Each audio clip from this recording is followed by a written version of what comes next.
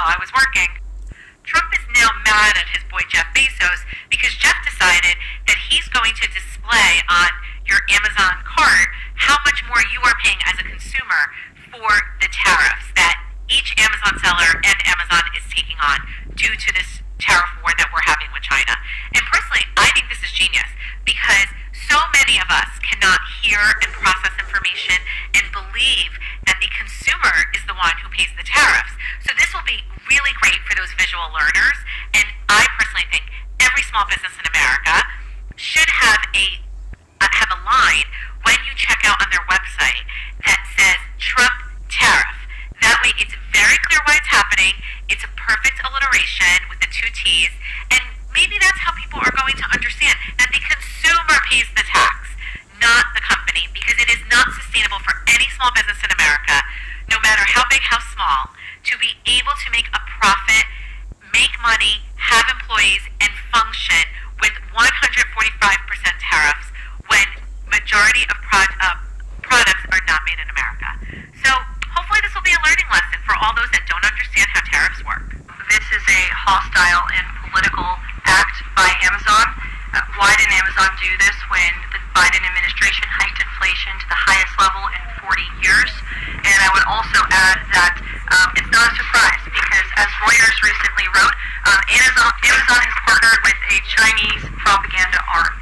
So this is another reason why Americans should buy American. It's another reason why we are onshoring critical supply chains here at home to shore up our own critical supply chain and boost our own manufacturing. Commissioners and other merchandise from multiple Amazon vendors were halted after Donald Trump's April 2nd tariffs announcement. Many vendors believe this is in response to the tariffs. One vendor had been selling beach chairs made in China to Amazon for more than a decade, received an email saying, you know what, not to ship them anymore. $500,000 worth of beach chairs were nixed after the chairs had already been manufactured, leaving the person on the hook to pay the factory and find other buyers. If Amazon is canceling orders, I'm sure more companies will soon too, which means that there will be shortages in America for a number of items, which means costs will go up on these items.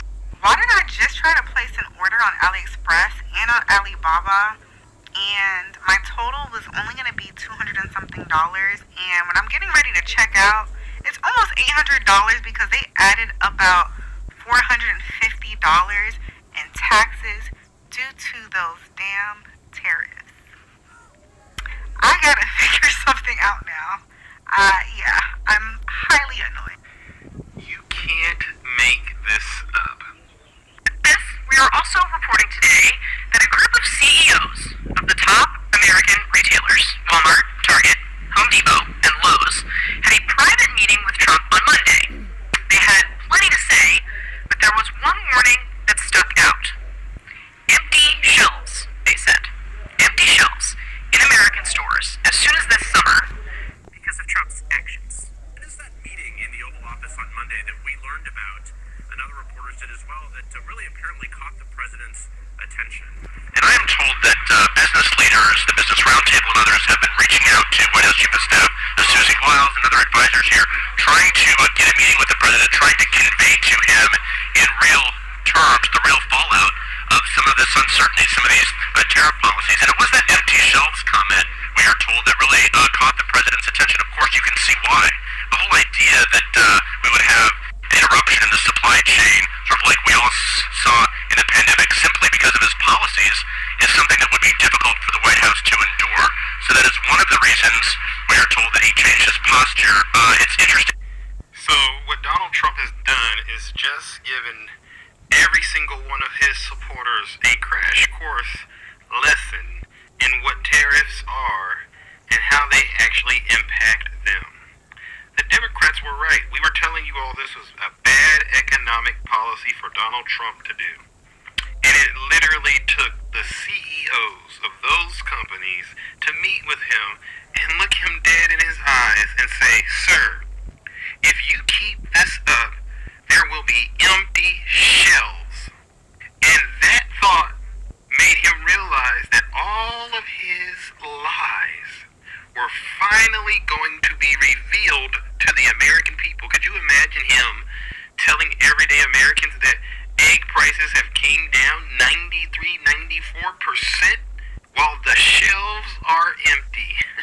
I think a lot of you guys are about to find out about exactly how replaceable the United States is, because arguably the only American export that cannot actually be replaced by another country, technically, is American culture via American media, and that's already been happening. As someone who works in the film industry, or worked, because at this rate I don't know that I ever will again, the film industry moving overseas is a harbinger for what is to come, and not necessarily in the sense of like, oh, they're moving the jobs overseas. No. This is a lot bigger than that. So despite what you may think, and despite the metrics saying that it's crude oil, I would argue that media and entertainment is actually America's biggest export. The global media and entertainment industry is worth around $2.8 trillion. This doesn't just include movies, it's also TV, broadcasting, radio, books, video games, all sorts of stuff. But the US, while it's not a leader in all of these sectors, it is definitely a leader in film and TV and advertising. And in total, the US's share of the media and entertainment industry is around $649 billion. The thing is, the media and entertainment industry isn't just good for the US because it brings in a lot of money, it's also doing a lot of the heavy lifting for how the US is able to maintain its power globally. Because if you provide the entertainment for people, then you control the message. It helps to export and normalize this whole narrative about the American dream, the American way of life, the American culture, and it helps maintain the illusion of America. And as a result, people want more of it, right? So American media helps propagate this idea of America, which makes America quite fascinating. It's essentially like this self-fulfilling cycle. And belief in the US ultimately sustains everything that it has going on for itself. Because again, the US doesn't create anything that another country can't create. Even the big, like, innovative ideas, right? 2/3 of Silicon Valley is foreign. As you may know, the film industry has had a rough few years. Now in the film industry, a lot of jobs are going overseas. US production was down 40% in the second quarter of 2024 compared to its 2022 peak, but it was only down 20% in the rest of the world. Netflix and Amazon account for 53% of original streaming content production, and around 70% of those shows and movies are non-US productions. They've also been reducing English content acquisitions while increasing non-English content acquisitions. In part, yes, it's because labor and costs are higher in the US than elsewhere, and soon about to be much higher. But the bigger issue is that they're realizing that media doesn't have to be American anymore. Which is only going to get worse now that no one likes America, and we've shattered the whole American dream illusion. Turns out, just about everyone else in the world is pretty good at ingesting media that was not created in their country or culture, because they've always done it, while Americans are pretty bad at it. And this is in large part a result of the US exporting so much media. I grew up in Spain, and most of the media we consumed was American media. As a result, I and many other people in Spain are very, very comfortable watching things that are dubbed and subtitled. Most countries, you dub or subtitle something.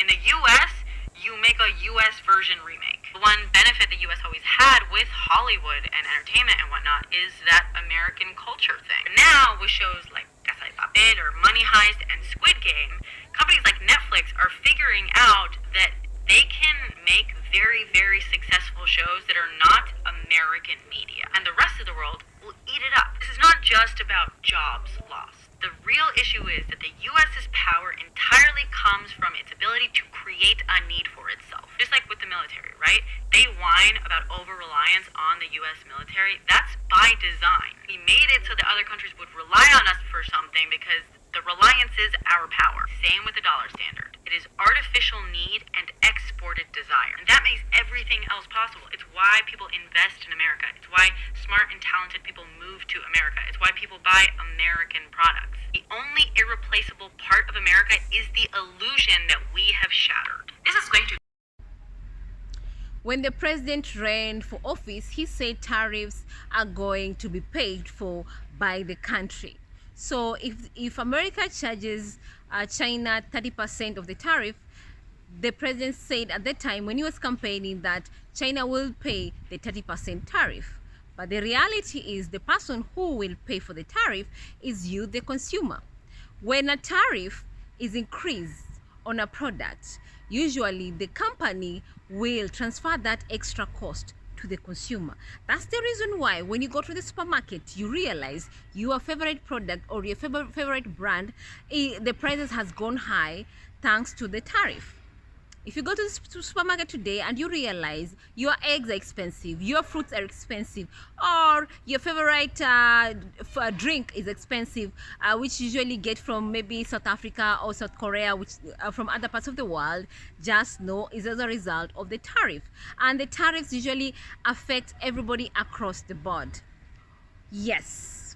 Now, who's to be blamed? Is it the citizen? Is it the current administration? Only time will tell.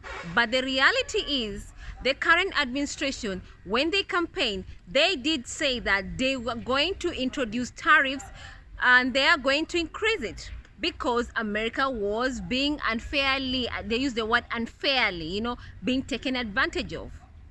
But the reality is, the people who are going to pay are the consumers, are the citizens of America, the people who are in America, who go to the supermarket, the normal person who goes to the supermarket and buy food. Those are the ones who are going to be affected. The middle class, the lower class, those are the ones who are going to be affected. The upper class, the middle, the rich, they're not going to be affected. I mean, for them, they will feel the effect of paying $1 extra or even paying an extra $10 or even $50. That is the reality. So these are the results of you when you're being told, please, when you're voting, make sure you know who you're voting for. Make sure you vote for somebody who has your best interest at heart. This is the time where you are going to realize what it means when you play around making stupid decisions. You are going to pay with heavy consequences. And right now, Americans are paying for it. FAFO season continue for the next 2-3 years down the line. We are going to experience it, and what you need to do right now is just tighten your seatbelt and accept the reality of what it is right now. Do your research right now so that when the next election comes in, you know who you're voting for. You know you have the principles. You know exactly who has your best interest at heart. You know who will help you to move forward in your life and your family when the time rises. Let me know what you think about this video. Like they say, FAFO season continue. When you make stupid decision, this is the time you face the consequences, and now people are paying the consequences. Welcome to America. All right, guys, thank you so much.